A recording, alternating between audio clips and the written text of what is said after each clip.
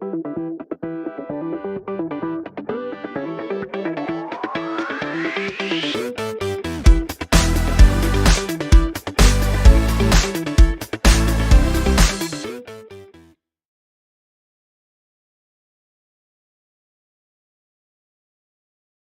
right, how are we all doing?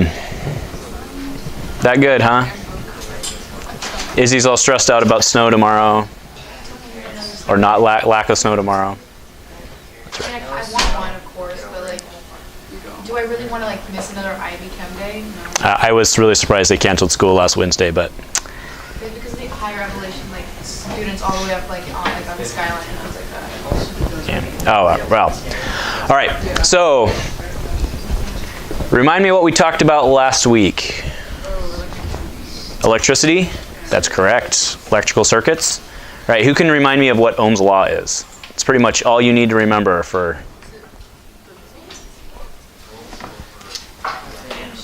What's that? Ohms equal to volts over amps. All right.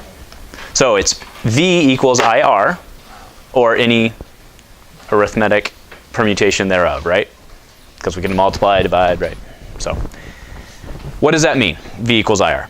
Somebody tell it to me in terms that actually make sense. And I don't just mean volts equals currents times resistance. So Benjamin, what does that actually mean? And maybe let's do it this way. Current equals V equals IR. So what does current equal? Current equals. Current would be voltage divided by resistance. Okay, so good. So voltage divided by resistance. So fundamentally, what does that mean to us from a physical world standpoint?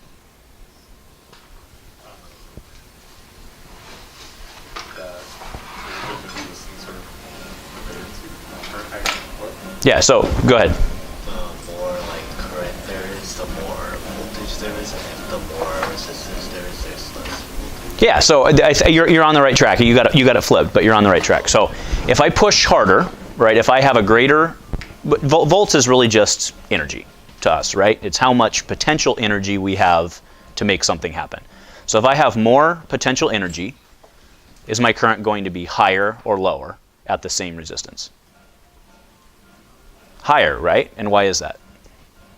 Because we have more stuff with which to drive our electrons, right? And current, remind me what current is again? Charge per second. So it's the number of electrons that move through a given space within a certain time, right? So you nailed it, right? So the harder we push, the faster your current is going to go. What happens if I raise my resistance? What's going to happen to my current? It's going to decrease. Why is it going to decrease? You forget? You just know it decreases? Yeah. That's fair. So why does it decrease with an increase in resistance? Has to go through more stuff. It's harder for the electrons to move, right? So if I have a material like copper that conducts very easily, the electron's going to go shooting through there. But if I have a material like rubber or something like that, the electrons are very tightly bound and they can't move very well, right? So we could apply a bunch of force, if you would, right? A bunch of voltage to a glove, and your current's not going to move, which is why you don't get shocked. Okay? All right. So tonight, we're going to talk about thermodynamics. Does anybody know what thermodynamics is? What is it? I think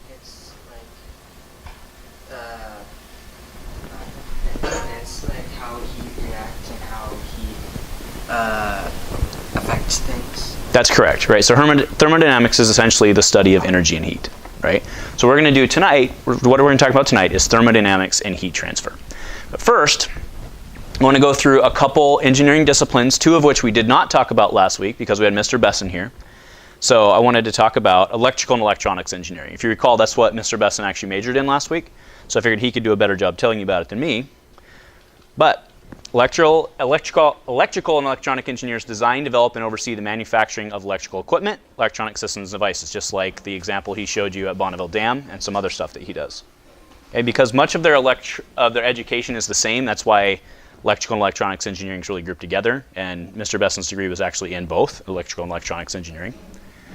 So, but generally, even though they have much of the same training, what electrical engineers generally do is focus on generating and supplying electricity whereas electronics engineers will design the devices that use that, right? So an electrical engineer might be the guy who works at Bonneville Dam. An electronics engineer might be the guy who designs like a TV or a VCR, well, not VCR, DVD player, whatever, right? Okay? So going into that, so quick stats. Electrical and electronic engineers, the median's quite high compared to some of the others that we've seen. 96,270 per year. That was the 2016 median pay. Bachelor's degrees needed for entry. It is a little lower than some of the other engineering degrees we've seen, but right about average, which is 7% growth. So then we expect in the next roughly 10 years to see about 20,000 more jobs added in the country. The top schools for electrical and or electronics engineering are MIT, Stanford University, UC Berkeley, Georgia Tech, and Michigan. So all 5 of these schools we've seen already in some other stuff, or some other disciplines. Then talk about real quick about nuclear engineering. So nuclear engineers design, develop, and operate systems and instruments that derive benefits from nuclear power and radiation. So really what a nuclear, let's say you're a nuclear engineer on a submarine, right? What you're really doing is you're powering that reactor to get what out of it? Energy, which we're going to use to make the submarine go, have lights on, right? And that's what we're doing at a nuclear power plant. Has anyone been to Trojan Park that's down the river? It's the site of an old, it's on the Columbia River, just outside of St. Helens. It's a site of an old nuclear plant, Trojan nuclear plant. And that's all it did. It was just electricity for the area, right? They would drive all you do is you put the radioactive material close to something else. It makes a lot of heat. Use that heat to heat water to make steam to power your turbines, and then out of the turbine you get electricity. Okay, so that's why it's very related to electronics engineering or electrical engineering. So what they do is they monitor and operate nuclear power equipment that generates electricity or powers U.S. Navy ships and submarines. Nuclear engineers may also develop methods for safe and controlled use of radioactive materials, like all the people up at Hanford site who are worrying about how to dispose of it. And they're also involved in the production and handling of nuclear fuel and safe disposal of it. So nuclear pathways, the U.S. Navy employs a large number of nuclear engineers who operate and maintain the fleet of vessels, not just submarines, but also the aircraft carriers. Right, could you imagine if we had to dock an aircraft carrier every so often and fill it with gas? It just probably wouldn't give us the strategic advantage that we need, right? Also, a lot of the submarines will go out for 3 to 6 months at a time, and they'll go run a grid somewhere. And it doesn't do a lot of good if you have to pop your head up off the coast of Russia and ask for gas, right? So you're going to be driving off a nuclear reactor. Government agencies, especially the NRC, the Nuclear Regulatory Commission of the DOE, Department of Energy, also employ nuclear engineers, as you can imagine, to make sure that people running nuclear reactors are not going to blow up half the country, right? Nuclear engineers may also be brought in to work alongside environmental engineers, which makes perfect sense in the cleanup of like a contaminated site or a disposal site. Now, nuclear engineers, as you can imagine, are paid quite highly because it's a more specialized field and they have a lot of training. And obviously, if they screw up, it's significantly more impactful generally than if somebody misdesigns a TV. Okay, so 2016 median pay was $102 per year. Bachelor's degree entry. The reason there's a bachelor's degree entry, even though it's highly specialized, is a lot of times you'll actually go into a program and get specific training. So for example, if you want to go be in the Navy, they will actually take you with your bachelor's degree and then they'll throw you into nuke school. And you'll go to nuke school for, I believe it's 1.5 to 2 years or so, where they train you how to specifically do what you need to do. And a lot of other companies, like I know Southern Company, they're an electrical, or they're a utility company. They have some nuke sites. They'll of course bring you in and train you instead of just spending on you to go like get a PhD in nuclear engineering. They just want to bring you in and train you your way. Okay. The best schools for MIT, there's some new ones up there that we haven't seen because of a very specific reason. You have to have very specific training to do it, so there's fewer schools out there. Has anyone been over to Reed College, the nuclear reactor they have over there? We used to take a field trip when I went here. We used to take a field trip over there. But yeah, they have a nuclear reactor in the basement, a very small one, of course, in the nuclear reactor or in the basement of one of the buildings over at Reed College. So MIT's number one, Georgia Institute of Technology. So we've seen Georgia Tech up there a lot, but this is not Georgia Tech. This is Georgia Institute of Technology. UC Berkeley, the U.S. Military Academy, and the United States Naval Academy are both in the top 5, right? Which I think makes a lot of sense. All right, so like I just talked about with what that reactor was doing, right? So let's think about what we were doing with a nuclear reactor. We were using that, and I don't mean the chemistry of, I don't mean nuclear chemistry and all that, right? But fundamentally what we're doing in that reactor is we're generating heat. And then we're using that heat to warm up water, which then turns into steam, which then powers that turbine, right? We covered that. That's a pretty simple concept, I think, for people to understand. But the thermodynamics actually studies how that energy moves between those different phases, where it's lost, and how it transitions, and how we can actually use it. All right, so can someone remind me of one of the fundamental laws of the universe? Can I destroy energy? No? Why not? Just because? Yeah, energy is always conserved, right? Energy is conserved. What else is conserved? Mass is conserved. What else is conserved?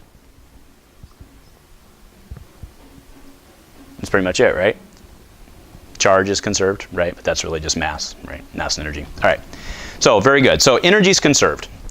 So you guys have all taken physics, and you guys are all on top of all the different types of energies, right? But thermodynamics is field of science concerned with heat and temperature, the relations between energy and work. What is the difference, Benjamin, between energy and work? Work is what? Work is energy over time. Correct. And what does that fundamentally mean to us? That's it. So work, what are the units of work, for example? Work watts. Watts. Okay, and that's a joule per second, right, which is energy per time. So what power, or work in this case, really is how much we're doing, as opposed to just a straight quantity, right? You could make a very in fact, the exact analogy is, right, force times distance is what? Work, right? It's not enough to just push on something. We need to know how much we need to push and how far we need to push to actually do something, right? Okay? And then in thermodynamics, we look at converting one type of energy into the other, right? You guys are all well familiar with what happens if a book drops off the table, right? Changes from potential energy to what? Kinetic energy. And then what happens when it hits the ground? What's that? Well, it makes noise, right? Where does that noise come from? The noise is some sort of energy. Maybe it releases a little bit of heat energy when it hits the ground, right? Very negligible, right? But it's, again, you guys are familiar with the fact that energies convert from one form to the other. All right, so thermodynamic systems. Probably the most fundamental concept in thermodynamics is that of a system. So the system is not just like a certain thing, right? So if, let's say we want to study Lynn, right? Lynn would be our thermodynamic system, right? What does she eat? What comes out of Lynn? What type of heat does she generate? What happens within her body, right? That would be her system. We could also look at this room, what's happening as we all sit in here and we all get hot, right? That is our system. So the surroundings, so again, if we're looking at Lynn would be the system, and everything else would be the surroundings. In the case of us in this room, the room would be the systems, and everything outside would be the surroundings. And the entire thing together we call the universe. Right? That's just everything. Okay? So, just to put it into perspective, if we were looking at a chemical reaction, right, something more stable than just Lynn, right, or something more tangible than just Lynn. If we were looking at like a chemical reaction happening in that beaker, what are we going to be looking at happening in that chemical reaction? What's converting? What generally happens in a chemical reaction? What do we generate? Heat a lot of times, right? Sometimes it'll get colder, but most of the time you'll generate heat, right? Let's say we're burning something, right? We're going to generate heat, right? What's happening in that beaker, and everything inside of the beaker would be the system, and everything outside would be the universe. Okay? So an open system, so we have our 2 pots of water here, right? Let's say you're cooking your macaroni, okay? An open system allows for mass transfer between the system and the surroundings. So then in that case, it would be an unlidded pot where you could put salt, macaroni, whatever you want in there, okay? But as soon as we put the pot on, it is now a closed system. Mass can no longer transfer between. Okay, that means that as I boil, what's going to happen to the steam? Stays inside, right? And that's important because, remember, mass itself holds what? Energy, right? Mass itself has energy, right? Again, picking on Lynn, right? Lynn, her body is probably like what? 98 degrees, right? Give or take, right? She has a large amount of energy in her body. So does Benjamin, right? If we were to set that table on fire, what is it going to do? It's going to release energy because there's energy in there, right? So it's important to understand that as mass crosses a boundary, what does it carry with it? We just said it, energy, right? So as mass crosses a boundary, it carries energy. So having a closed system means that we don't have to worry about, don't have to account for the mass that's leaving the system, okay? Or vice versa, we do, right? So kinetic energy, remind me real quick, Andrew, kinetic energy is what?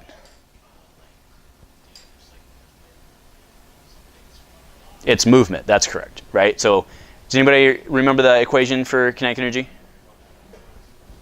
1/2 mass times velocity squared. So the more it weighs, the more kinetic energy it has. The faster it's moving, the more kinetic energy it has, right? And those two, of course, are not linear because we have a square on it, right? All right, potential energy, on the other hand.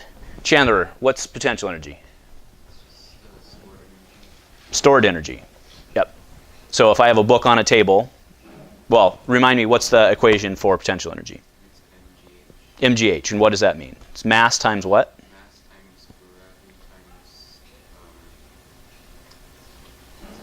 Height, that's correct. So what it means is, here, you guys both have the same book, so we'll assume these both weigh the same, right? This guy, they have the same mass, the gravity on them's the same, right? But this guy here has more potential energy, and why is that?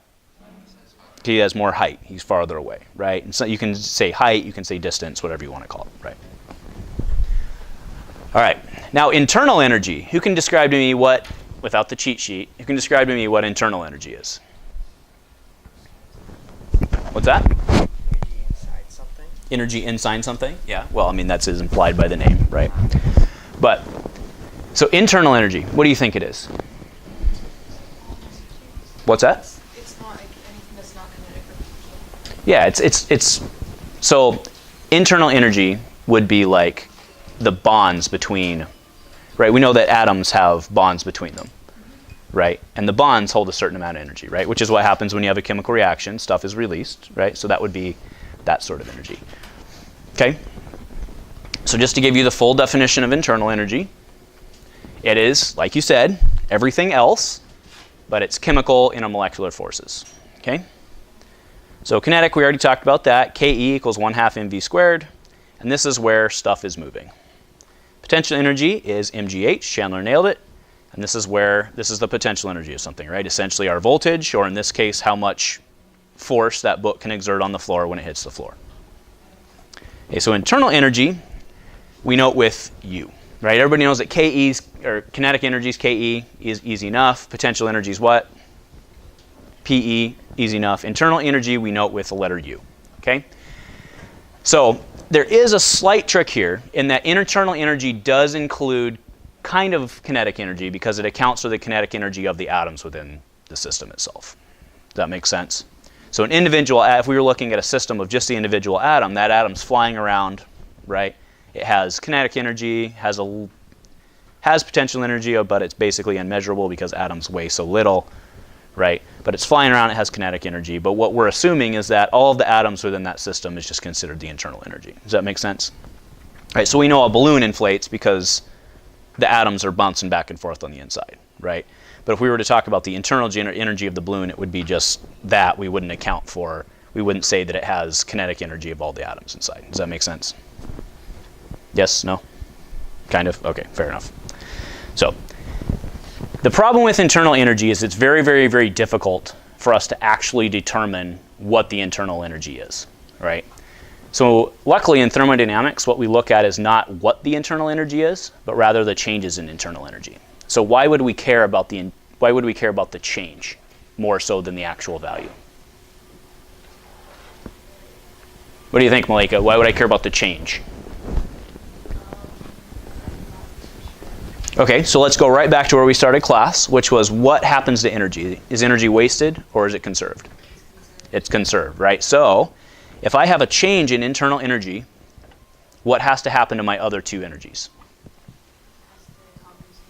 Has to compensate for that change, right? So again, if I have a change in the internal energy of that system. Maybe I'm heating up, maybe it's sped up, something like that, right? Does that make sense? So well, again, what we're looking at in thermodynamics is the changes between energies within a system. Okay?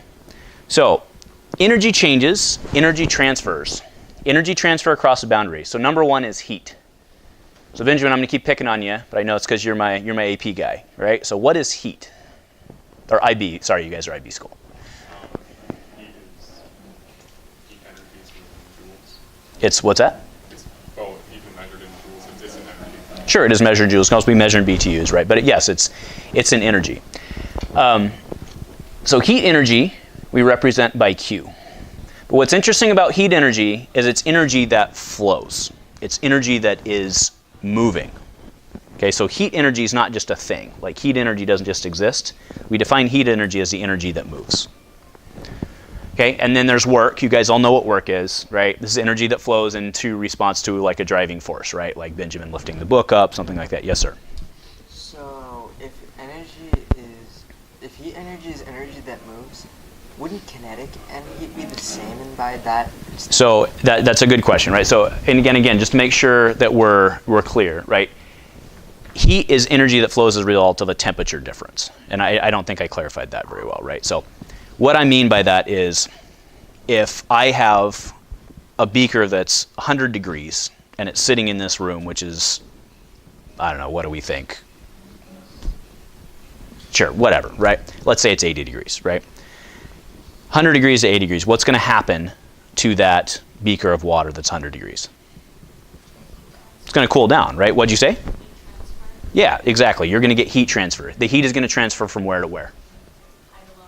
High to low, right? So it's going to transfer from inside the water inside the beaker. It's going to travel through the wall of the beaker, and it's going to travel into our surroundings, in this case, which would be the air of the room, right?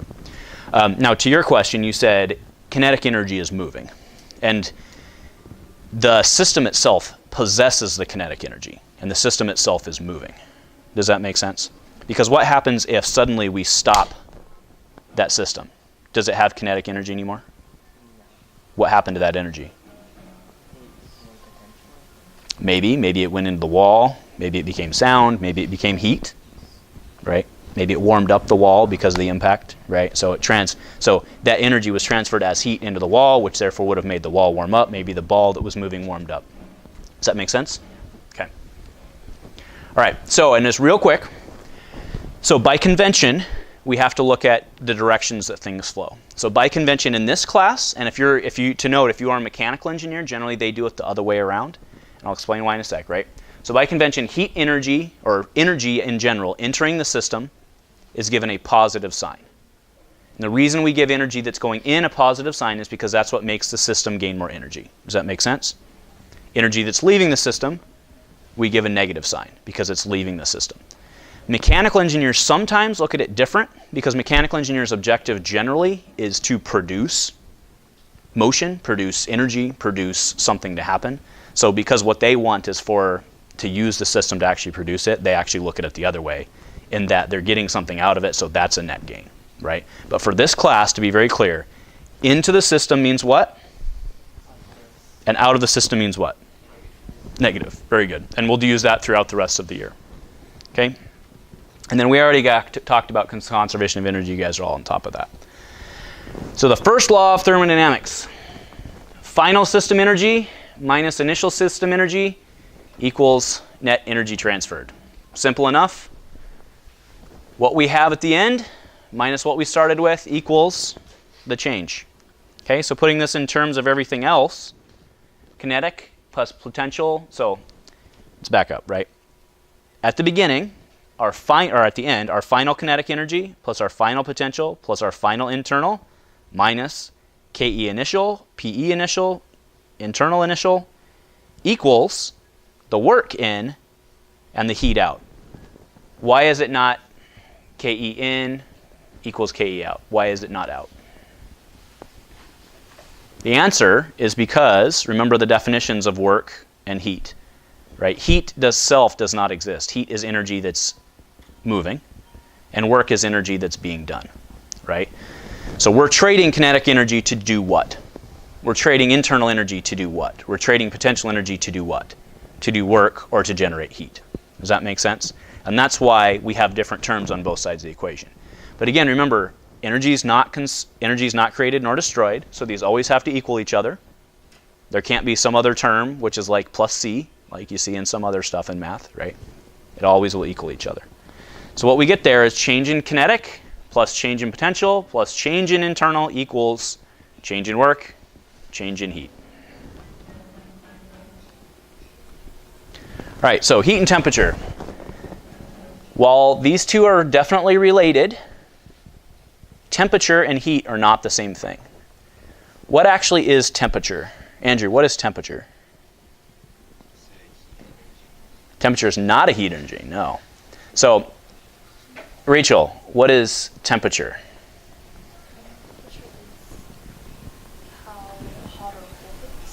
It's how hot or cold something is. Yes, very good. So temperature is only a signpost, right? It actually doesn't actually mean anything. Temperature doesn't mean anything. It's just a signpost of which direction stuff's going to go, because stuff flows from what to what? Or not stuff flows. Heat energy flows from what to what? Hot to cold, right? So from high temperature to low temperature. And it doesn't matter whether that temperature is in Celsius, Fahrenheit, whatever. High temperature to low temperature, that's the way heat's going to flow. Okay? So in this case, we have system A that has a greater temperature than B. Which way does it flow? What's that? Flows to the smaller one, or does it flow to the system with lower temperature? Yeah, I should hear the system with lower temperature. And on that right side, we have a case where temperature, or system B there, is significantly larger than temperature A, but it doesn't matter size, does it? Size doesn't matter. So which direction there? If B has a higher temperature, which direction are we going to flow? Towards A. Correct. All right. So temperature merely provides information as to which direction. It is not energy. Heat is energy. It is only the flow of heat that will increase or decrease a system's energy. Make sense? Or temperature, actually, right? So when heat moves into a substance, one of two things can happen. The substance can experience a rise in temperature. It makes sense. If we put heat into something, it's going to get hotter, right? Or the substance can change phase. It can melt. It can change from liquid into a gas, or it could do the opposite, condense, right? Okay? And what's happening here is, even though the temperature of the system may not be rising, we're actually physically changing the state of those molecules, right? You guys know that in a solid, the molecules are real close to each other, and maybe they're kind of going like this. And then what happens if we apply a little more energy, they can break out, and now we're in a liquid, and they kind of start floating around like this. And then all of a sudden, with enough energy, we're a gas and stuff shooting everywhere, right? Just basic chemistry, okay? So here's a concept example for us. Consider the situation where 1 gram of metal at 25 degrees is placed into contact with 10 gram at 25 degrees. Because the temperature of these two blocks is the same, there will be no heat transfer. But the total energy of the two blocks is different. Which block has more energy? What's that? Yeah, the larger one has more energy, right? Because it has more stuff, right? It has more molecules in there. These are solid, so it has more molecules going like this. All those molecules are going at the same speed, give or take. And in the small one, it has molecules going like this. But the bigger one just has how much? Roughly 10 times more. So it's going to have how much more energy? Roughly 10 times more energy. Make sense? Clear as mud? Yeah. Okay, good. All right, so if you go to page 25, please, in your handbook, what we have here are a series of 3 of the type of problems that we just looked at. Yeah, so Chandler's got it open there. So what I would like you guys to do, what you see in your book is you see 3 cases. What I would like you to do is draw, and you should have directions in there, but what I'd like you to do is draw an arrow on which direction heat's going to move between each one of those, and then circle the one that's going to have more energy at equilibrium. Everybody knows what I mean by equilibrium, right? What do I mean by equilibrium, Lynn? Final state where everything's done moving, right? So we're going to put these two blocks together. For example, in the first one, put the two blocks together. Energy is going to flow or not. And then one of them is going to have more energy in the end. So what I want you to do is draw an arrow, or if no energy will flow, draw an X, and then circle the one that has more energy afterwards. Okie doke, we all about done? Okay, so in this first one, once final equilibrium was reached, which object will have the higher energy? A 10-gram aluminum cube at 30 is placed into contact with a 30-gram aluminum cube at 30. Dustin, which way is energy going to flow? Same temperature, so it's not going to flow? Does everybody agree? All right, well done, sir. Now, which one will have more energy afterwards? The 30-gram, because it has more mass? Let's see. So we push them together. No energy would transfer. And then afterwards, the 30-gram cube will have more energy. So nicely done. All right, both cubes the same temperature. No heat will transfer. Larger object has more mass and thus more energy. Nicely done. All right. JRAM, how about this one? A 2-gram steel ball containing 25 kilojoules is placed into contact with a 4-gram steel ball also containing 25 kilojoules. Which direction will heat flow? It didn't flow? Why is that? Because they both have the same amount of energy, so there's no real way to show that. Okay. Did anybody get anything different? What'd you get, Benjamin? 2 gram to the 4 gram, and why is that? Because the larger mass, well, if they have the same energy but one is smaller, that means that with the same energy, or smaller mass, they're going to go out. Nicely done, sir. Right. So what Benjamin just said, to be clear, is because they have the same amount of energy, the one that has more mass must thus have lower temperature. Is that accurate? Okay. So what we should see here is energy going from which to which? Energy will go from 2 gram to 4 gram. Okay, so let's do it here. Let's push them together. We see energy flow from 2 to 4.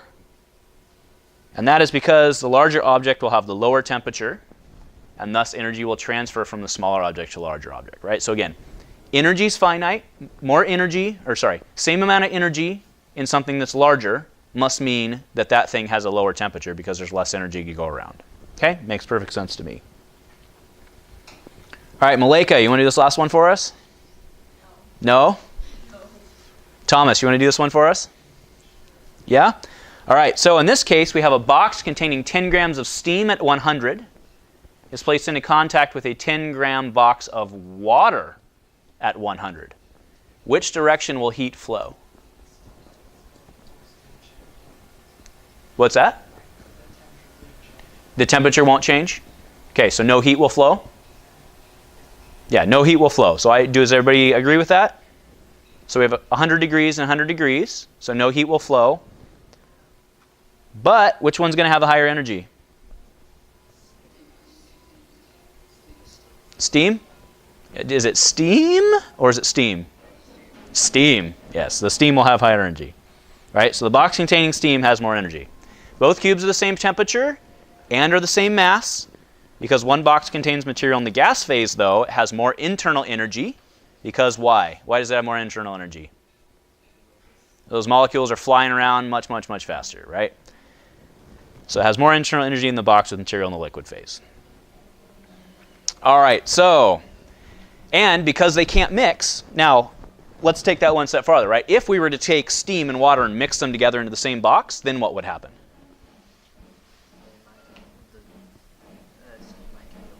What's that? Yeah, some of it's going to turn to water. Although they're at the same temperature, so what you're going to have is you're having steam turn to water, water turn to steam, assuming, of course, it's perfectly insulated, right? Otherwise, you're losing heat, and eventually everything's going to go to water. But okay.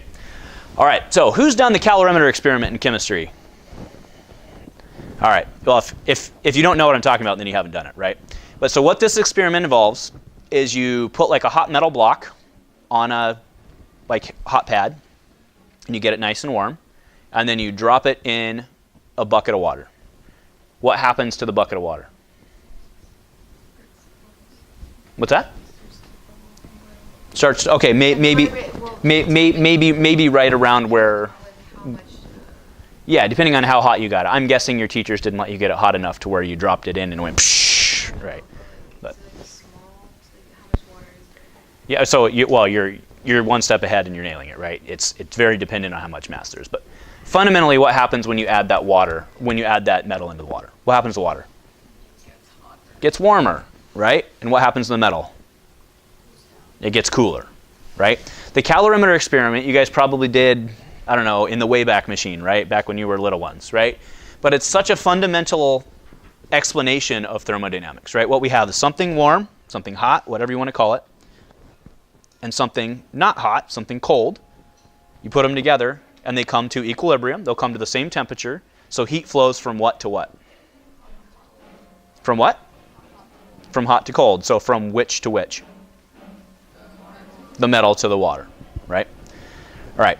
So that brings us to calorimetry. So what they do in this experiment is they have you actually calculate heat using an equation that you see there. Q equals M delta T. What's delta T? Change in temperature times C. Okay, so Q is the change in heat energy. M is the mass of material. T is the temperature. And what's C? Specific heat. All right, so is that like 1? Is it 2? Depends on what?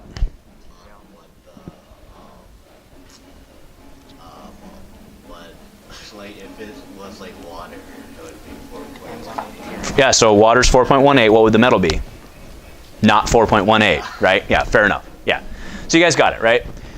So Q equals MTC. That's your fundamental equation, right? Just like our Ohm's law. Q equals MTC is like your bread and butter of thermodynamics, okay? So if you go to handbook page 27, please.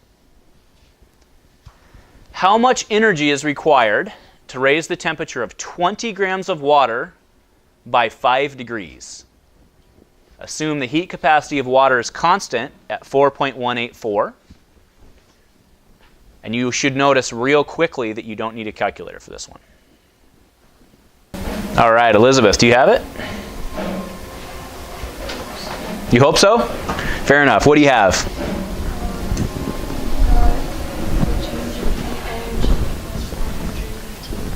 $418.4. And what are the units on that? Joules. Very good. What did everybody else get? 418.4? That's the general consensus? Well, I agree. And this one's super simple, right? Q equals M delta TC. 20 times 5 is what? 100. So then we just move our decimal point by 1, and we get 418.4. Or sorry, move our decimal point by 2. Sorry. All right. So latent heat. Next thing we need to talk about before we get into the engineering part of this. Okay, latent heat. What is latent heat, Benjamin? Latent heat is an object. You have the latent heat you make the vaporization, and that's specific to a specific phase. So when you're changing phase, you're not increasing the temperature, but instead the temperature or the heat energy is going into changing the phase. So latent heat. That is exactly correct. So what he just said was that the latent heat is the amount of heat required to change phases of a material, right? So in the case we were talking about before, where our molecules are going like this, in order to make them go from like this in a solid to like this in a liquid, what do we have to do, Benjamin? Add energy, right? Generally, you're going to heat it, right? Okay? So this is the energy associated with formation and or breaking of intermolecular bonds of the molecules in the substance. What do I mean by an intermolecular bond? What's that? Between molecules, right? So inside a molecule, I have bonds between atoms. But intermolecular bonds are forces in between molecules themselves, or potentially between other atoms that aren't physically connected, right? So a good example of this would be like hydrogen bonding. Anybody? Right? For all of us, all the chemistry people? Okay. So the specific energy change associated with the transition of a substance from one phase into another is known as the latent heat. And that is essentially the amount of energy per kilogram that you have to put into a certain material to get it to change phases. So the heat of fusion is the amount required to either melt something or vice versa, the amount of energy that can be pulled out in order to make it what? Freeze. All right? And the heat of vaporization, this is the example Benjamin used, is to change from a liquid to a gas, or vice versa, to condense from a gas into a liquid. And obviously, if I was going from the hotter to the colder, what do you think the value, or what do you think the sign on that would be? It would be negative, because we're giving off heat to the system, right? The system is losing heat. Okay?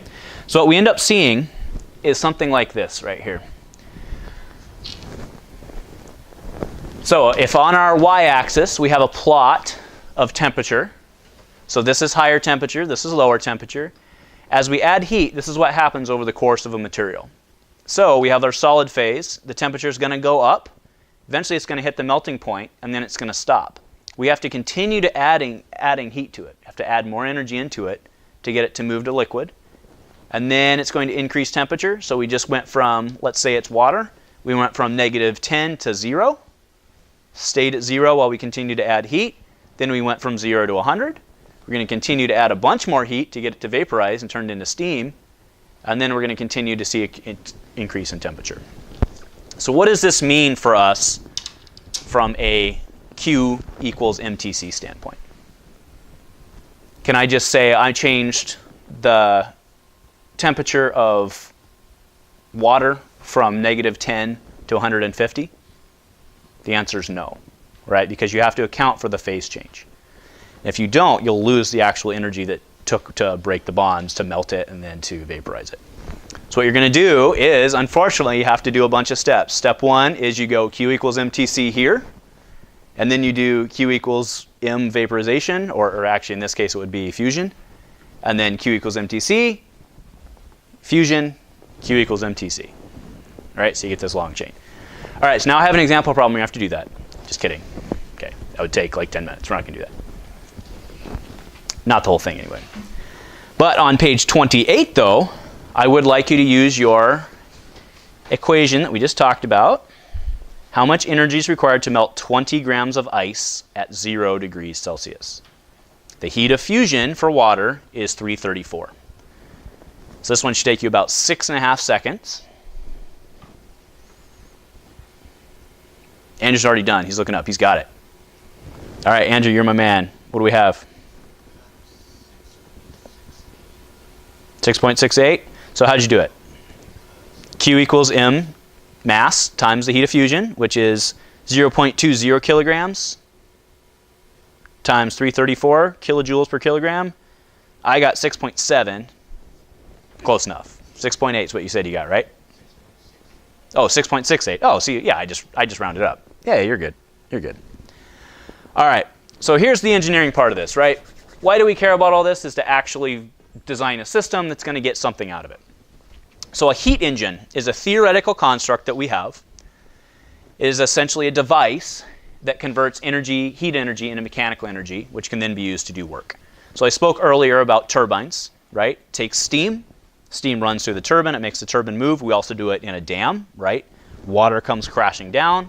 It moves the rotor. That rotor turns a magnet, which then produces electricity, right? But what happens is, as that water or as that steam comes through, it makes that move. In order to make that move, what does the water or steam have to do to that rotor? What's that? Correct. You're exactly correct. We're converting energy, or we're converting what? We're converting kinetic energy, in that case, into work. Or we could also be transferring heat. Because what you'll see a lot of times in steam is when steam will go through a turbine, it'll actually come out at less temperature, right? So what we're doing is we're taking this high energy, and that's why it's drawn in this weird boxy shape, right? So you have a hot source, and then in our middle we have our engine, and then we have a cold sink. And that's essentially just the output, okay? So in the case of our hot source, we have, let's think about it in case of a dam, right? Let's use the dam example. We have water that's at, let's say, 100 feet high. And then if we let that water drop 100 feet, it's going to change from potential energy to kinetic energy, right? So we have delta, remember our equation, our conservation of energy equation, we had delta PE plus change in potential plus the change in kinetic equals work and heat, right? So in the case of the dam, we're dropping, let's say, 100 feet. We've lost potential energy, and it's become what? Kinetic, right? That water's now crashing down the hill. Then it goes into the turbine. It changes that, it converts some of that kinetic energy into work to get that rotor to move. And then it comes out. It's going to have less energy in the water itself is going to have less energy in it. So that's the cold sink we're talking about. And then maybe in the case of a dam, maybe then it drops another 50 feet or so to the catch pool, right? What we're doing is we're just converting one type of energy into the other. And in this case, we're making electricity. In the case of the steam turbine, like I said, sometimes you'll see actually a change in heat. But you're fundamentally doing the same thing. Your steam's moving at some speed, or it has some heat to it, or it has some temperature to it. And when it cools down, you're trading heat energy, you're trading kinetic energy to get that rotor to spin so you can get something useful out of it. Okay? So, again, this is just a theoretical construct to try to understand it, right? This is not actually what a heat engine looks like. Right? Your car, anybody here own a car? All right, good. So what do you put into your car? Gas, right? So that gas has a whole bunch of what in it?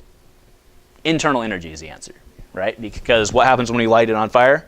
It goes kaboom, right? Because it has a whole bunch of internal energy.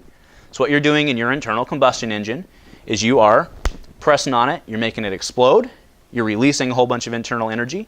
So even though in that case, let's say the gas that goes into your engine, especially like tonight, the gas that goes into your engine might only be like, what, 30 degrees maybe Fahrenheit?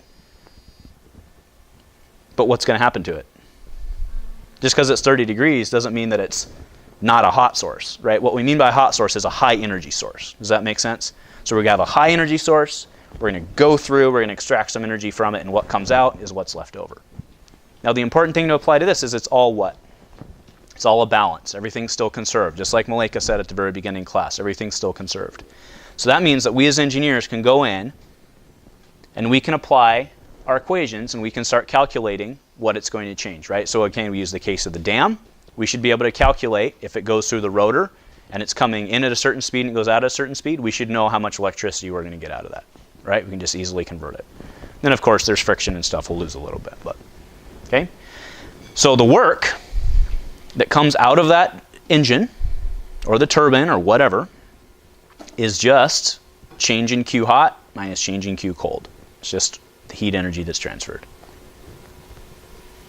All right, so now if you go to page 29 in your book, we have 100 kilograms of steam, and I do want to note steam has a different specific heat than water, which is actually somewhat annoying, but it's just the way it works. 100 kilograms of steam at 160 degrees Celsius enters a turbine and leaves at 110. How much work is extracted from the turbine? The specific heat is 2.1 joules degree Celsius. So I don't want to make you guys do this one. I want to work through it together so that you guys can fundamentally understand what I'm talking about and how we approach this problem. So what's our primary equation that we've been using tonight? MCAT, right? M equals, well, it's M equals Q delta TC, right? I've heard it said that way before, but yeah.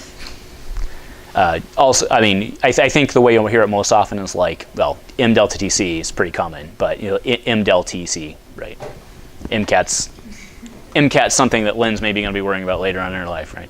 So, all right, so the way we're going to do this is we first have to calculate the heat that's lost by the steam. So how am I going to do that? You said MCAT, you gave me the answer.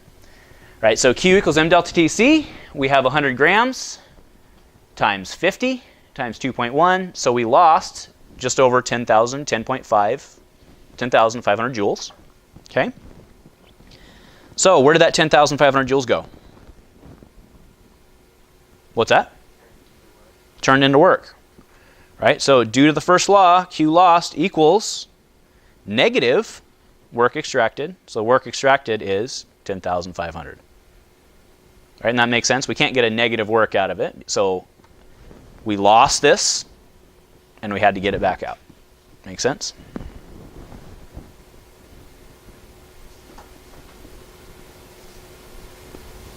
All right, everybody writing that down furiously? I'll give you a couple more seconds, no big deal. But again, the math can sometimes get harder and harder, and that's what I've promised you guys when we started this course, that we weren't going to stress over the math, right? You guys are going to have to do plenty of complicated math when you're in college. I want you guys to walk out of here with a fundamental understanding, right? Our steam entered at a certain energy, and it left at a certain energy. What we did is we used that gap energy to actually extract and do something with it, right? In this case, what it's doing is it's turning a magnet that's creating electricity, right? Then we then send to homes, and it goes through our lights and then creates heat and light. Okay? So next, another engineering thing is the rate of heat transfer. So we've talked about heat moving back and forth. But now another thing you might want to do is, let's say it's super cold outside like it is tonight. Do we want our house to stay insulated? Why would we want our house to stay insulated? So heat doesn't get out, right? You nailed it, right? So the problem is heat's always getting out, right? That's why your heater will turn on every hour or so, maybe half hour, depending on how inefficient your house is, right? So what you as an engineer want to do, right? What Dustin wants to do as an engineer is when he's designing that house, he's going to design it such that the rate of heat transfer is higher or lower? Is lower, correct. The rate at which we're losing heat in this particular example, you nailed it, would want to be lower. So how are you going to do that, Dustin? Put foam in the walls, put insulation in the walls. Very good, right? So what you're going to do is you're going to use the principles of different materials to design that. You nailed it. Very good, sir. All right, so engineers frequently concerned with increasing or decreasing the rate. There's some systems in which we might actually want to increase the rate, right? If we're trying to, say, do a heat exchanger where we want to run like warm liquid through to make something else, like let's say a case of a radiator, right? It's an old system. Who here knows what a radiator is? It's a very old system. But what we do is you just run hot water through it, and it's basically just a long coil. And when that hot water runs through, it makes the air in the room warm, right? That's actually how they used to heat buildings like in New York and big cities and stuff, right? You'd have a big boiler downstairs in the apartment building, and they'd run the water up through the radiator, and the radiator would make the room warmer, right? Just a heat exchanger. So in that case, Dustin, we wouldn't want to use his plan of making it low. We'd want a high rate of transfer so that the more heat we put in, the faster the room will warm up. Okay? So heat transfer by conduction. So in this section tonight, we're only going to focus on the concepts of heat transfer as they apply to conduction. There are a couple other methods, but we're not going to go over those in this class. Conduction is the transfer of heat through objects that are in physical contact. That's right. Everything earlier in the class, we were working on putting them together, putting them in contact with each other. Okay? Energy moves. The way that this happens is when I put two blocks in contact with each other, energy moves from molecule to molecule. Right? And we talked about how the molecules kind of vibrated around before. I want you to think about it this way, right? This guy's moving super fast. This guy's moving not as fast. What happens from a physics standpoint when guy moving fast bumps into something moving not as fast? What's that? The slower one starts moving faster, and what happens to the faster one? Slows down a little bit, right? Okay, very good. So that's what happens in conduction. So I have a little bit of a graphic here. Okay, we'd turn our flame on. These guys are all blue right now, but this guy starts bouncing, and then this guy will he'll knock into this guy, who then knocks into this guy, and all the way down the chain. And eventually what we get is we have hot over here, cold over here, and as this bounces down the chain, all these guys will be moving the same speed, and we'll get hot over here. Right? That's the idea behind conduction. Does that not make sense to anyone? Good? Okay. I'll see if I can get that video to work again and send it out to you guys. All right, so heat transfer, there are 4 factors that affect the overall rate of heat transfer. And this is actually not dissimilar to what we talked about last week in resistivity, right? Some of the same concepts. What we see is temperature difference matters, right? So let's say I have something that's 99 degrees to something that's 100 degrees. The rate of heat transfer is not going to be very large because there's not much of a heat differential there. But if I were to put, let's say, ice next to boiling water, what's going to very quickly happen? Very quickly, that ice is going to melt, right? But if I were to put ice into ice water, what happens? It stays for a long time, right? Same idea, okay? Area. The more area through which heat can travel, the faster it's going to travel. And think about that, right? If you have a large window, you're going to lose heat from the room much faster than if you had just a little tiny window in the room. Does that make sense? Right? Thickness, right? This is very similar, again, to resistivity last week. The more that it has to go through, right? So in Dustin's case, he said, well, I'm just going to throw some, what did you say, some foam in the wall, right? You could also do what with your wall? Make it thicker, right? You could make your wall thicker. Now, that might cost you more. You might not want a wall that's 6 feet thick, whatever, right? So instead, we want to use the material. And that brings us to the next thing, which is the material. Various materials, as we know, like, again, our metals, they conduct heat very quickly. Stuff like styrofoams, they don't conduct heat very well, right? So let me ask you guys a question. This is something that always bothered me until I understood it. I want you guys all to take your hand and put it on your desk. Does it feel warm or cold? It feels cold to your hand, right? What's that? Why does it feel? I mean, that doesn't make any sense. Shouldn't that table be the same temperature as the room right now? It is, but why does it feel different? Why? You know this one? We feel we're hotter than the temperature in the room, so when we touch something that's at the temperature of the room, it feels colder than us. Okay, so now then, so you're not wrong, but now then, the next step, I want you guys to reach under, and I want you to hold on to the metal part of your chair. What feels colder, your desk or the metal? But aren't they all at the same temperature? What's that? The metal removes the heat quicker. You nailed it, right? So what actually happens, your hands don't actually sense, your fingers, your skin doesn't actually sense temperature. What it senses is the rate of heat flow, right? So because this material on your desk doesn't take heat up as quickly, it feels warmer than the item that conducts heat better, which is metal, which then sucks that heat away from your hand faster. Does that make sense? Right? So yes, you are correct. The only reason heat is flowing is because there's a difference in temperature. You nailed that 100%. Right? If you were exactly the same temperature as this, you wouldn't necessarily feel it. But again, this one, the metal, it feels colder, even though I think we can all agree it's the same temperature, because it's more rapidly taking that heat away, right? Because it conducts the heat better. Okay? So, the first principle, like we talked about with temperature difference, as heat flows from hot to cold, the temperature of each will change towards equilibrium. So if we were to graph temperature of the two regions, we actually see something like this, right? So let's say, in this case right here, we put our ice cube, like the example I gave. We put our ice cube right with our boiling water. The boiling water is going to cool down, and the ice cube is going to warm up. So the amount of heat that's being transferred, or the temperature difference rather, is significant here, but what happens over time? It gets smaller and smaller and smaller and smaller, right? So the rate of heat transfer, what's happening is it's slowing down as those two get closer. All right, the next is thickness and area, right? So this is a case of a window. Now this is a single pane window for right now, but for thickness and area, the dimensions through which the heat is being transferred matter, right? And I think that's pretty obvious to you guys, right? If I have a window that's super wide, I'm going to lose heat a lot faster than a smaller window. And if my window's super thick, I'm going to lose heat a lot slower than if I had a really thin window. That make sense? I think that one's pretty self-explanatory.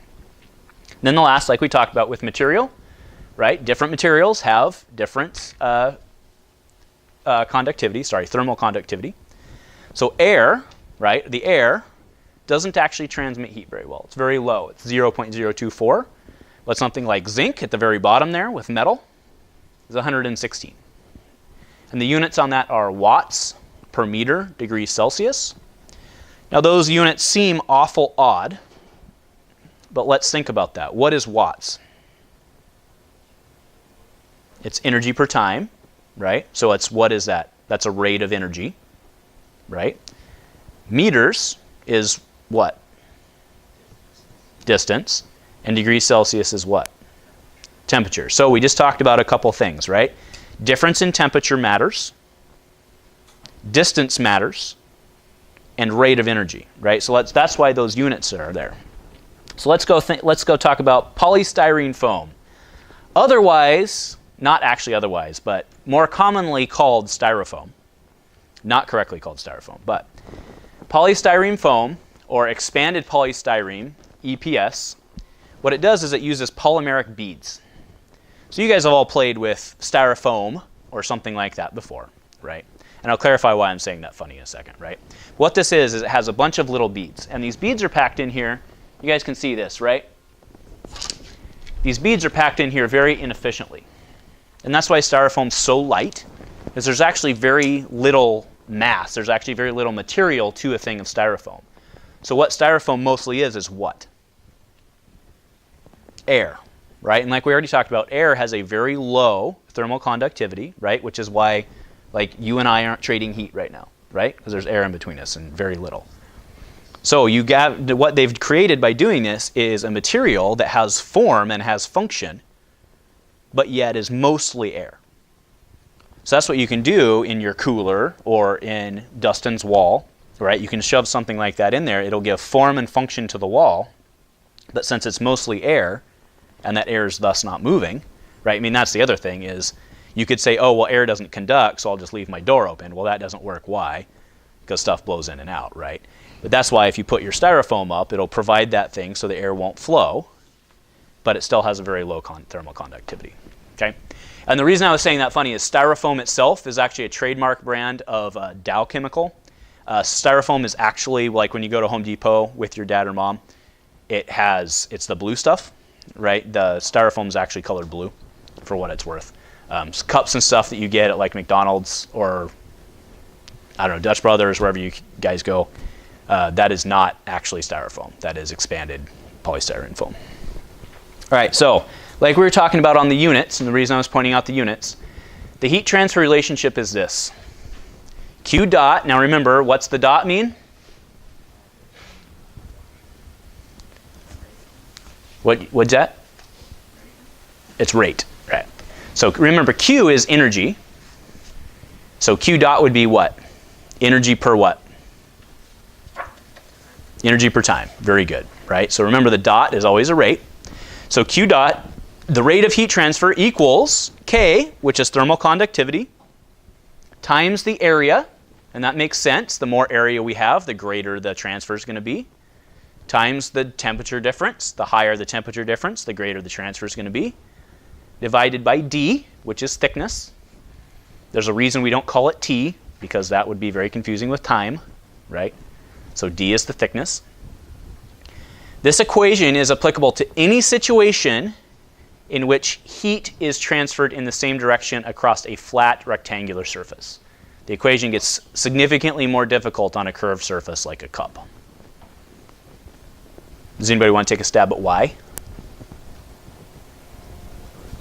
What's that? Well, it still flows the same. It flows from hot to cold, but what happens is each shell actually has a different radius to it, right? So think about it in a curve. Can I use here?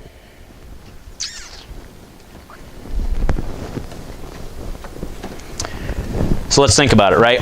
We're using this.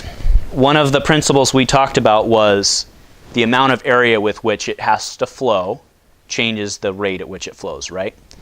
Is there more surface area here or here? There's more surface area on the outside, right? So what? Bye, see you later. So what happens is, as your heat transfers from inside to outside, as it goes through, in this case, your radius, right? What happens is it actually has more area with which to transfer. So the rate of heat transfer actually changes as it goes from the inside to the outside of the cup. Make sense? Of course, you're looking at your cup sideways here, is what I'm saying. Or your pipe, actually, very realistic for pipe transfer.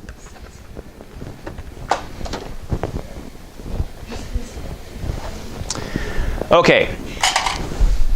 Now, if you guys go to page 30, you guys have to actually be engineers here for a second.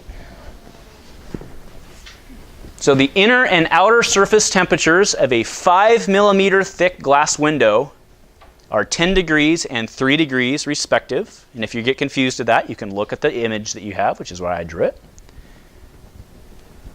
What is the rate of heat loss through that window that is 2 meters by 2 meters, given the thermal conductivity there of 0.8? K is your thermal conductivity. All right, so real quick, somebody remind me what the important equation that we're going to use here is? Q dot equals what? Ka delta T over D, right? And remind me, what's the D? Thickness. And what's the A? Area. All right, so what's my area of this 2 by 2? 4. Oh, okay, my mind is blown right now. All right, no, excellent job, you guys. All right, so plug that into your equation. And then Rahul, you're up, man. I got 4,480. 4,480? Yeah. All right, so I started, it was 0.8 times 4 meters squared times 7K over 0.005. And I got 4480. Is that what you got, sir? Yeah. Nicely done. Now, you guys will notice that there's one thing up there. What are the units on the thermal conductivity? Kelvin, right? Somebody remind me real quick what Kelvin is versus Celsius? 273, right? So for a lot of the stuff that you will see in engineering, one of the more annoying things, unfortunately, is that a lot of times you have to convert to Kelvin, because remember, Kelvin is base 0.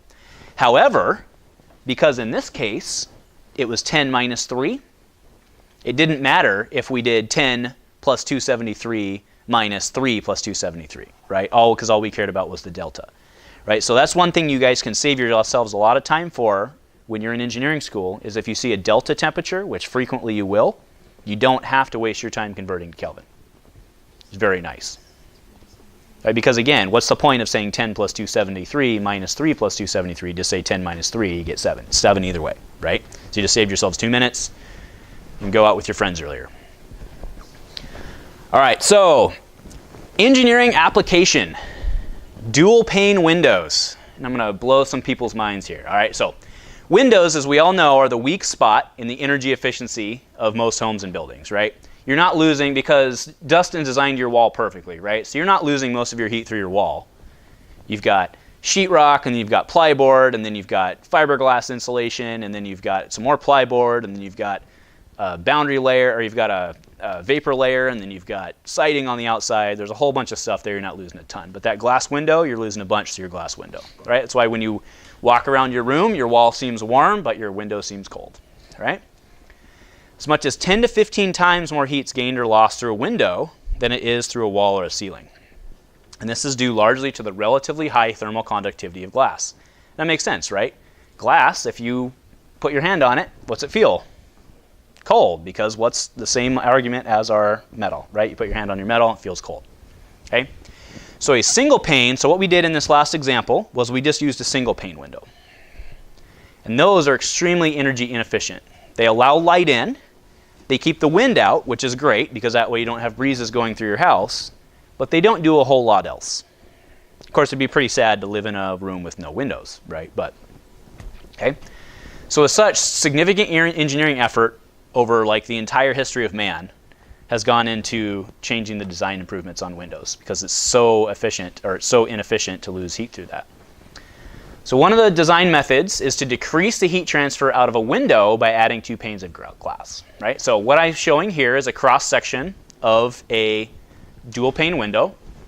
Very simply, you have one thing of glass, you have a gap in the middle, and then you have another pane of glass. So what sits in here? What sits in between? Air. And what did we say air was? Low conductivity. It's basically an insulator, right? So we wouldn't want air blowing in and out, because that would stink, right? You'd get the cold from the inside blowing in. But because this stuff in the middle is trapped, it provides a layer of insulation that's just air, right? So it's not that adding that extra sheet of glass matters. It's that trapping that air in between is actually what matters. Now you have some fancier type windows that they might even add something like argon or some of those other gases in there to actually even get the conductivity lower. But over long periods of time, those start to leak and it just fills up with air anyway. Yes, sir? Does it matter how It's an interesting question. So of course it does. But what starts happening to your optics when you get things too far apart? It'll actually start making stuff outside blurry, right? Plus, let's say we put it this far apart, how thick would your wall have to be? Right? So your wall is only, I mean, most of your windows are a sill, right? There's like 2 or 3 inches. So you could, in theory, have your window be, what's an average wall? I mean, average wall is probably about 2.5 to 2 3/4, right? Well, and then you put the sheetrock on, so maybe a little more, right? But either way, right? You wouldn't want to have your window necessarily be like this because it would also make it harder to see out. Okay? In theory, would that help? Or Absolutely would help. Because why? What part in your equation would matter? Is it the area? It'd be D. Oh, D is your thickness, right? So the thicker, the farther it has to go, right? You have your insulator. The more insulator you have, it would matter. Yes. Nope, you're 100% correct. Right, so because the thermal conductivity of air is about 30 times lower than glass, the result is a significant improvement over single pane windows. Let me ask you another question. Triple pane windows, better or worse? Space, but if it was in the same total width, it'd be worse. Correct. All right, so Benjamin just said, and accurately, if it was in the same total space, it would be worse. And why is that? Because you're replacing air with a more conductive material. Very nicely done, sir. Yes. So what he said is you're replacing that thickness of air, which has very low conductivity, with some amount of something that has high conductivity. Right? So it drives me crazy, right? And this is one of the things that you will, one of the curses of being educated, right? As you go through your engineering education, you'll hear stuff on the news or on commercials that drive you crazy, right? There's a company every morning, I hear them like every morning on my drive to work, we'll sell you triple pane windows for half the cost of dual pane windows. We're the most amazing company in Oregon, right? Why the heck would I want to pay extra money, and in this case they're doing it cheaper, but most triple pane windows cost more than double pane windows. And at the same thickness, just like he said, they're actually less efficient. Now, the caveat there is, in the type of windows where they're filling it with some sort of gas, or where you could develop a leak or something like that, having that extra pane essentially gives you enough for extra buffer. If one of them fails, then you have another one that hasn't failed. But as long as you're buying quality windows, you should be okay, right? So if somebody's coming to you and be like, my triple pane windows outperform my dual pane windows, certainly don't buy their dual pane windows. Don't buy any of their windows because they're not building them well, right? But very nicely done. I'm very impressed by that. Good job. Yes, ma'am. I know it's not glass, but airplanes, Mm-hmm. windows, it's not triple pane, it's not a window, but No, but it's plexiglass, I believe, is what or some plexiglass is another one of those things like styrofoam where it's a trade, but it's some sort of plastic-ish glass. so I was thinking if I was going to do 3 or 2 different. I think the airplanes have 3, but I think it's 2 on the outside and then 1 that's on the inside of the hull. Because you'll notice the one on the inside of the hull usually has a little hole in it so it can breathe, right, as it goes up and down.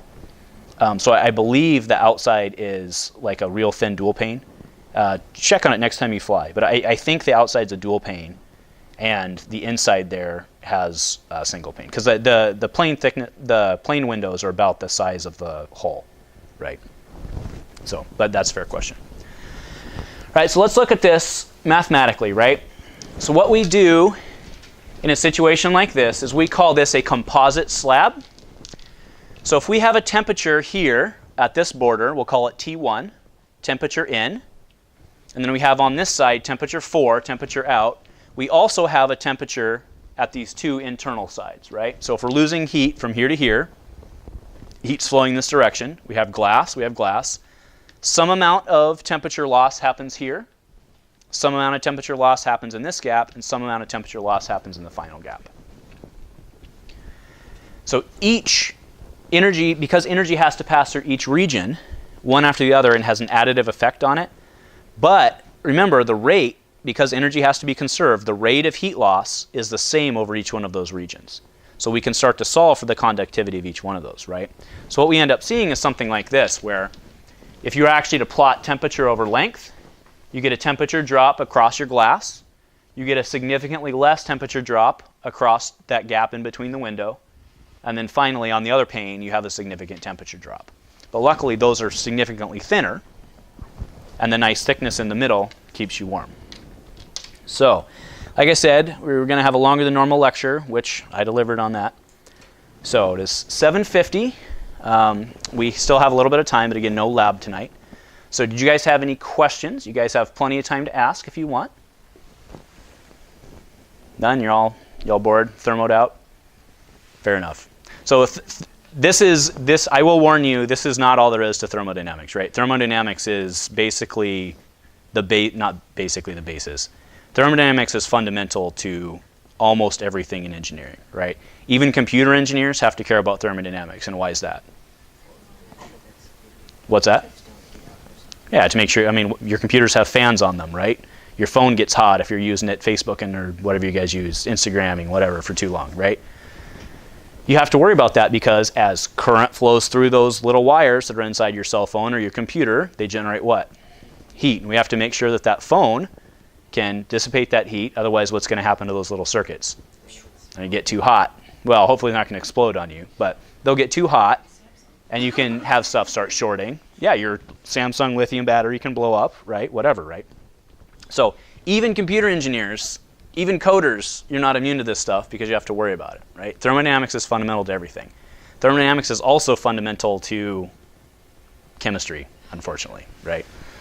You will take a lot of, if you decide to go the chemical engineering route, you will take a ton of thermo. If you decide to go even like biomedical engineering, you have to take some sort of thermo because you have to worry about eating food properly. Like even nutritionists have to worry about some amount of thermo, right? So we did very basic here, and it'll get very in-depth, but you can get as in-depth as you want. But understanding thermodynamics is very important in engineering.